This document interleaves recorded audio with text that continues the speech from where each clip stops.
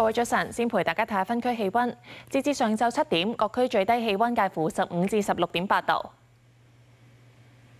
至於最高氣温介乎16.8至18.2度。一齊睇下風勢圖。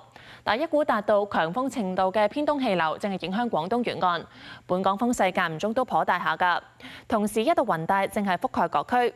預測方面大致多雲，短暫時間有陽光，朝早清涼，稍後有一兩陣雨，最高氣温大約20度，吹和緩至清勁偏東風，初時離岸同埋高地吹強風。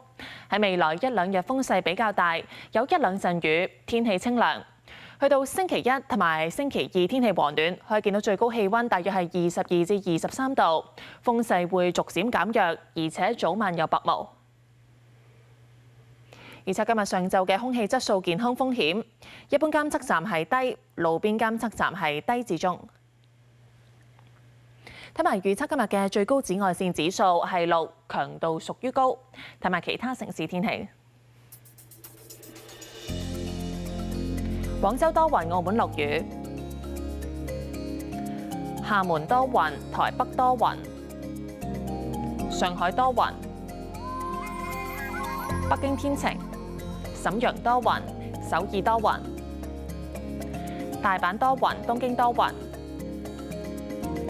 胡志明市驟雨，馬尼拉驟雨；墨爾本驟雨，悉尼天晴；布里斯班多雲。